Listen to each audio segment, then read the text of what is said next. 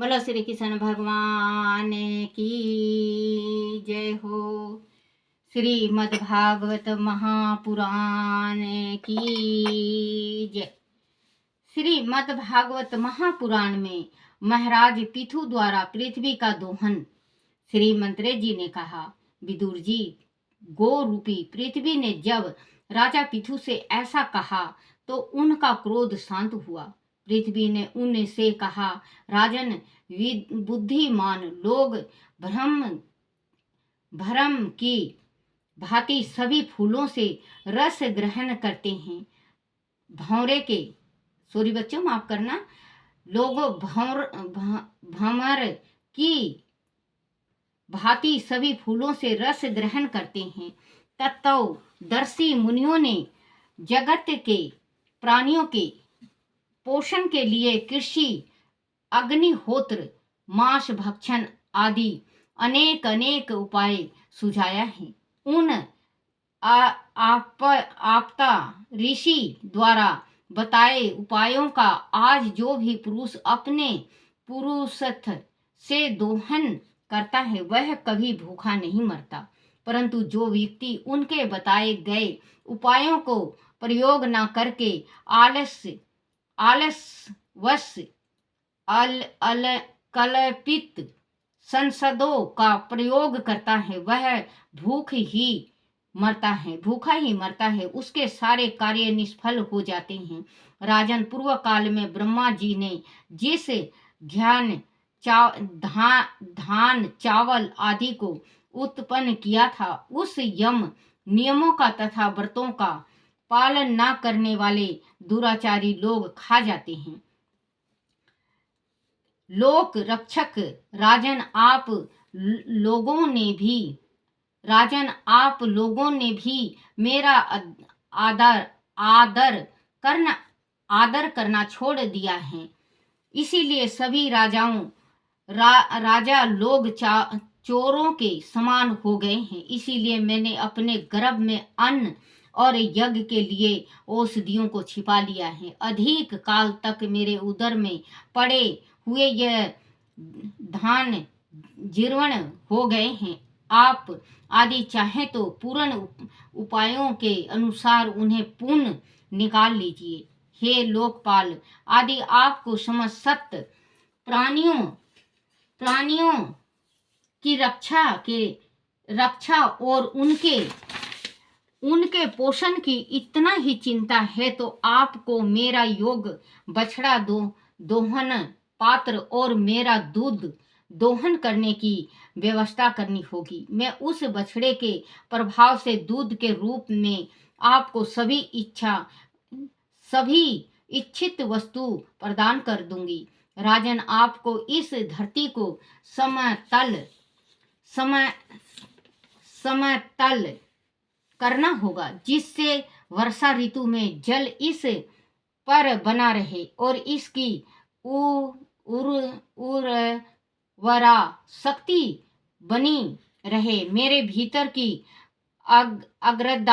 अग्रता सूखने ना पाए, यही आपके लिए मंगलकारी होगा। विदुर जी, पृथ्वी के इन हितकारी वचनों को सुनकर महाराज पिथु ने मनु को बछड़ा बनाया और स्वयं गौ रूपी पृथ्वी के नीचे बैठकर उनके थनों से दूध रूपी धन्यों को दूहने लगा।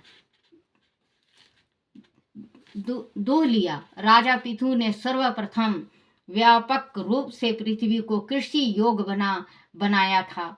इसीलिए धारा का नाम उनके नाम पिथु पर ही पृथ्वी पड़ा था। राजा पिथु के सामने ही अन्य विज्ञान जन भी धरती के विविध क्षेत्रों से सारा तत्व ग्रहण कर लेते थे। उन्हीं के अनुसार ऋषियों ने बृहस्पति जी को बछड़ा बनाया। इंद्र वाणी मन कान रूपी पात्र में गौ रूपी पृथ्वी से वेद रूपी दूध को दूहा था। इसी प्रकार देवताओं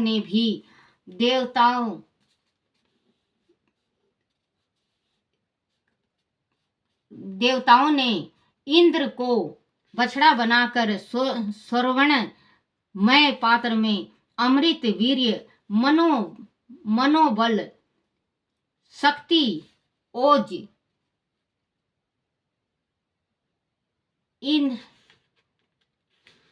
इंद्रियां बल और शारीरिक बल को दुहा था। दैत्यों और दानों ने असुर श्रेष्ठ प्रहलाद को बछड़ा बनाकर लोहे के पात्र में मदिरा और आसाव रूपी दूध दुहा था। गंधर्व और अप्सराओं ने विश्व वासु को बछड़ा बनाकर कमल रूपी पात्र में संगीत और सौंदर्य का मधुरय रूपी दूध दुहा था। श्रद्धा के हेतु पितर गण ने आर्यमान नाम के पितु को बछड़ा बनाकर मिट्टी के कच्चे पात्र में पितरों को दिया जाने वाला अन्न दूध के रूप में दुहा था। बच्चों, जो पितरों का इसमें निकालते हैं दीपावली में, तो कच्चा लोट होना चाहिए, कच्चा दीवा होना चाहिए, जो पितरों का हम खील और पतासा भरते हैं। ये ध्यान रखना कि इसमें भी लिखा हुआ है कि कच्ची मिट्टी का पात्र था जब इन्होंने पितरों ने दूध दुहा था गौ माता का, धरती माता का मधु रूपी दूध दुहा था। श्रद्धा के हेतु पितर गण ने आर्यमान नाम के पितु को बछड़ा बनाकर मिट्टी के कच्चे पात्र में पितरों को दिया जाने वाला अन्न दूध के रूप में दुहा था। सिद्धों ने कपिल मुनि को बछड़ा बनाकर आकाश रूपी पात्र में अणिमा आदि अष्ट सिद्धियों का दुहा सॉरी बच्चों, अष्ट सिद्धियों को दुहा था तथा विद्याधरों ने आकाश गमन की विद्या को दुहा था। सॉरी बच्चों, मायावी पुरुष ने माया दानों को बछड़ा बनाकर अंतर ध्यान होने तथा विचित्र रूप धारण करने की कला को दुहा था। इसी प्रकार यक्ष राक्षसों तथा भूत पिशाच आदि ने भूतनाथ रुद्र को बछड़ा बनाकर कपाल रूपी पात्र में रुधिर रूपी दूध को दुहा था। सांप नाग और बिच्छू आदि विषैले जंतुओं ने तक्षक को बछड़ा बनाकर मुख रूपी पात्र में विष रूपी दूध को दुहा था। पशुओं ने भगवान रुद्र के वाहन वेल को बछड़ा बनाकर वन रूपी पात्र से तीक्ष्ण रूपी दूध को दुहा था। मांस भक्षी जीवों ने सिंह को बछड़ा बनाकर अपने शरीर रूपी पात्र में कच्चे मांस के रूप में दूध को दुहा था तथा गड्ढे दूध को दुहा था तथा गरुड़ जी को बछड़ा बनाकर पक्षियों ने कीट पतंगे आदि 4 अक्षर फलों और पदार्थों को दूध रूप में दुहा था। वृक्षों ने वट वृक्ष को बछड़ा बनाकर अनेक प्रकार का रस दुहा और पर्वतों ने हिमालय को बछड़ा बनाकर अपने शिखर रूपी पात्र में अनेक प्रकार की धातुओं को दुहा था। इस प्रकार पृथ्वी सभी प्रकार की आविष्ट वस्तुओं को प्रदान करने वाली है। पितु ने उसे अपने अधीन करके उसके अनेक अनेक शस्त्रों को अच्छी प्रकार से दुहा था। सभी जीवों ने अपनी अपनी रुचि के अनुसार पृथ्वी का दोहन किया और परितोष प्राप्त किया। विदुर जी, पितु आदि सभी अन्न खाने वाले मनुष्य ने भिन्न भिन्न दोहन पात्रों और बछड़ों के मध्य में से पृथ्वी से अन्न रूपी दूध को दुहा। इसका भाव यही है कि सभी जीव को पृथ्वी उनकी आवश्यकताओं के अनुसार भोजन देती है। पितु ने पृथ्वी के दोहन की प्रेरणा सभी जीवों में जागृत की और कृषि का भूमि पर विस्तार किया। अपने अथक प्रयास से समतल किया और उस कृषि योग बनाया। पिता के समान उन्होंने अपने प्रजा का पालन पोषण किया और जगत जगत पृथ्वी पर जगह जगह नए ग्राम स्थापित किए। अनेक कस्बे, नगर, दुर्गा, चारा गाह, पशुओं के रहने के बड़े छावनियां, खदाने आदि बनवाए। सिंचाई के साधनों को विकसित किया, नहरें निकलवाई, सरोवर और बावड़ियां बनवाई, कुएं खुदवाए। उनके अतिरिक्त लोग अपनी अपनी सुविधा के अनुसार धरती पर इधर उधर बरसने आरंभ हो गए।